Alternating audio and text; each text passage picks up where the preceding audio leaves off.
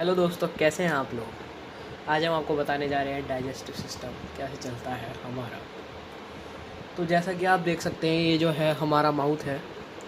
तो ये जो माउथ है, यहाँ पे आपको टीथ भी दिख रहे होंगे। ये वैसे गोल गोल बॉल्स है, पर आपको इमेजिन करना पड़ेगा कि ये टीथ है। तो ये जैसे टीथ है, इनके बीच में ये जो टंग है, ये टंग आपको विजिबल है ना। हाँ, ये जो टंग है, ये जो टंग है, इसके अंदर इसका जो फंक्शन है, हम मतलब यार डाइजेस्टिव सिस्टम पढ़ रहे हैं तो हम ये नहीं पढ़ेंगे कि टंग का काम टेस्ट डालना होता है, मतलब टेस्ट रिकॉग्नाइज करना होता है। टंग जो होता है ना, डाइजेस्टिव सिस्टम में बहुत इंपॉर्टेंट रोल प्ले करता है। क्योंकि ये जो टंग होता है ना, ये टंग फूड में सलाइवा मिक्स करता है। पहले हम इससे इसको च्यू करते हैं और फिर ये इसमें फूड में सलाइवा मिक्स करता है। फिर जो फूड होता है वो नीचे जाता है। फिर ये आता है एक फ्लैप सा, इसको कहते हैं हम एपिग्लॉटिस। एपिग्लॉटिस जो होता है, ये एक फ्लैप सा होता है। जैसे हम बोलते हैं ना कि मतलब खाना खाते वक्त बोलना नहीं चाहिए वरना धक्का लग जाएगा। तो जो हम खाना खाते हुए बोलते हैं, तो फिर मतलब जैसे हम खाना खाते खाते बोल रहे हैं, तो फिर ये जो फ्लैप है ये विंड पाइप की तरफ खुल जाता है और खाना हमारे विंड पाइप में चले जाता है। तो इसलिए हमको खाना खाते हुए कभी बोलना नहीं चाहिए। तो ये फ्लैप यहीं पे क्लोज रहेगा और फिर डायरेक्ट इधर से ही जाता जाएगा अंदर। और इस पाइप का नाम है ईसोफेगस। बहुत से लोगों को कन्फ्यूजन होती है कि मतलब ऑइसोफेगस कहना चाहिए इसको, क्योंकि इसका स्टार्टिंग में ओ आता है, पर उसमें जो होता है वो इसमें ओ साइलेंट रहता है। तो ये रहा ईसोफेगस। और जो हम खाना च्यू करते हैं, फिर वो जो नीचे जाता है ना, उसका मूवमेंट का नाम हम कहते हैं पेरिस्टैल्टिक मूवमेंट। जैसे खाना माउथ से नीचे जा रहा है तो हम इसको पेरिस्टैल्टिक मूवमेंट कहते हैं। ठीक है, तो देखिए ये तो क्लियर हो गया होगा आपको। अब ये जो आप देख रहे होंगे वाइट वायर्स, ये क्या चीज़ आ रही है, ये आपको थोड़ा अजीब सी तो लग रही होगी, पर ये जो वाइट वायर है हम इसको कहते हैं डायाफ्राम।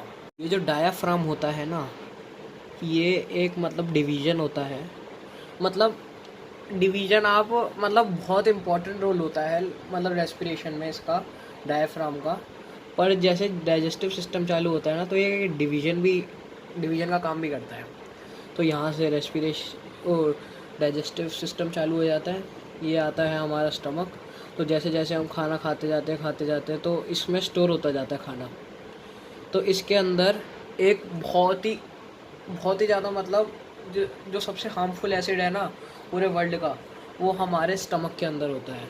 और उस स्टमक में जो एसिड होता है उसका नाम तो बहुत से लोगों को पता होगा। उसका नाम होता है HCl, मतलब हाइड्रोक्लोरिक एसिड। तो जो हाइड्रोक्लोरिक एसिड होता है वो खाना जाता है और उसमें मिलता जाता है। हाइड्रोक्लोरिक एसिड जो होता है उसका मेन फंक्शन होता है कि जो खाना है उसमें वो जो जर्म्स है ना उसको किल करे।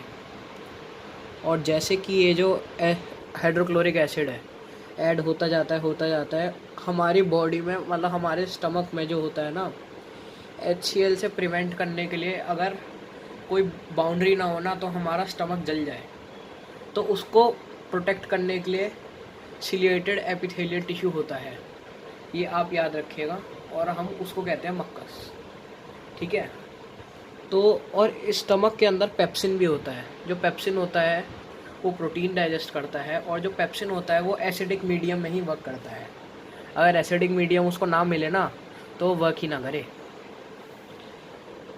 तो ये तो रहा स्टमक, है ना। फिर जो खाना है ये आ गया यहाँ पे, मतलब जैसे जैसे ये मतलब मिलता जा रहा है HCl इसमें। और हम आपको एक बहुत इम्पॉर्टेंट बात बता रहे हैं। ये जो HCl होता है ना, हमारा मतलब जैसे बहुत ही ज़्यादा, अगर जो हमारा मक्कस है पेट में वो अगर वीक हो जाए ना, तो फिर बस आप समझ सकते हैं। मतलब जैसे आपको एसिडिटी होती है, तो एसिडिटी जो होती है ना वो HCl मोर होने की वजह से वो आती है आपके ईसोफेगस में, और उसी की वजह से आपको खट्टी डकारें आती है गले में। और ये जैसे जो एसिडिटी होती है ये HCl है, और जो HCl है वो बहुत बनना चालू हो जाता है हमारे पेट में, और हम उसको ध्यान नहीं देते, हम जंक फूड खाते रहते हैं। तो ये जो HCl होता है बहुत ही ज़्यादा बन जाता है और फिर हमको मक्कस डिस्ट्रॉय हो सकता है हमारे पेट का, और जिसकी वजह से हमको पेप्टिक अल्सर्स हो सकते हैं। ठीक है, तो अब ये जो खाना है ये आ गया नीचे। तो अब आप ये देख सकते हैं, ये एक रिंग सी आप देख सकते हैं, जैसे ये होती है स्फिंक्टर मसल्स। स्फिंक्टर मसल्स का मैं आपको काम बताऊंगा, पहले आप ये जान लीजिए, जैसे ही स्टमक एंड होता है वैसे ही ड्यूडनम चालू हो जाता है। ड्यूडनम और स्फिंक्टर मसल के बीच बहुत लोगों को कन्फ्यूजन होती है कि स्फिंक्टर मसल कब आता है और ड्यूडनम कब आता है।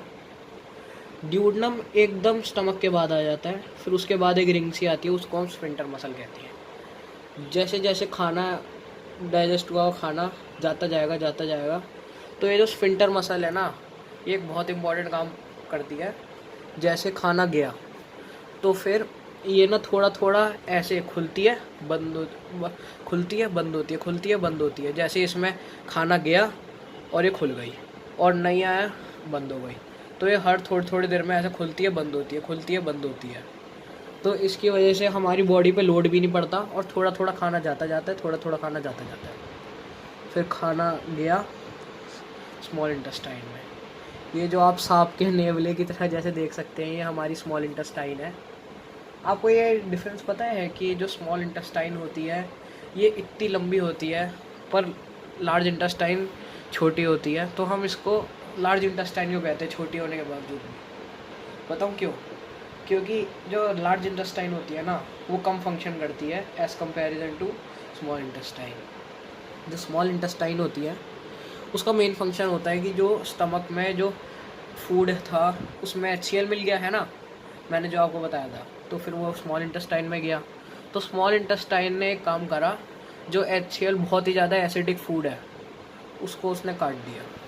उसके अंदर ऐसा जूस होता है जो एसिडिक, जो मतलब एसिड्स वगैरह हैं, जितने भी डाइजेस्टिव एंजाइम स्टमक के द्वारा फूड में ऐड करे गए हैं उसको वो निकाल देती है। ताकि अगर मतलब अभी बताता हूँ आपको, तो फिर स्मॉल इंटेस्टाइन में वो वाला फूड हो गया प्लेन वाला, जिसमें से एसिड उसने निकाल दिया। फिर जो है इसके अंदर विलाए होती हैं, small small finger like projection होती है विलाए। तो जो विलाए होती है ना, वो नेट की तरह होती है, पर वो एक फिंगर लाइक प्रोजेक्शन होती है। तो वो ना सरफेस एरिया बढ़ाती हैं किसी चीज़ को एब्जॉर्ब करने का। तो कुछ कुछ चीज़ें एब्जॉर्ब होती रहती है, और वो उसके अंदर ब्लड के अंदर मिलाता रहता है। जो जितने भी न्यूट्रिएंट्स हैं जो खाने से मिले हैं उसको, वो सारे बॉडी के ब्लड के अंदर मिला देता है। और जो इसमें से जो अनडाइजेस्टेड फूड निकला वो सारा लार्ज इंटेस्टाइन के पास चले जाता है। लीवर जो होता है, लीवर में ये जो गॉल ब्लैडर है, इसका तो फंक्शन आप सभी को पता होगा। गॉल ब्लैडर अगर डिस्ट्रॉय हो जाए तो हम कोई भी फैटी चीज़ या फिर मतलब कोई फ्राइड चीज़ ना खा सके। मेन ये जो गॉल ब्लैडर होता है फैट्स डाइजेस्ट करता है। तो गॉल ब्लैडर मतलब हम ये कह सकते हैं कि जो तेल होता है ना, वो यही डाइजेस्ट करता है। गॉल ब्लैडर बहुत इंपॉर्टेंट होता है। और ये जो लीवर होता है ये सबसे बड़ा ग्लैंड होता है हमारी बॉडी का, जो सीक्रेट करता है बाइल जूस। जो बाइल जूस होता है ना, वही गॉल ब्लैडर में जाता है और वही प्रोटीन डाइजेस्ट करता है। वही मेन जूस होता है जो लिवर और गॉल ब्लैडर में होता है। और ये आती है फिर पेनक्रियास। पेनक्रियास का जो फंक्शन होता है वो बताऊँ क्या होता है कि मतलब जैसे जहाँ जहाँ पे मतलब यहाँ पे सलाइवा है, यहाँ पे मतलब बाइल जूस है, यहाँ पे पेप्सिन है। तो मतलब जैसे जैसे हर किसी का कोई ना कोई न्यूट्रिएंट है डाइजेस्ट करने का। पर जो ये है ना पेनक्रियास का ये फंक्शन है कि मतलब जैसे खाना है उसमें कोई न्यूट्रिएंट अगर रह गया डाइजेस्ट करने से कोई ऑर्गन के द्वारा, तो वो डाइजेस्ट कर लेता है उसको। ठीक है, ये तो बहुत ही सिंपल सी चीज़ है पेनक्रियास।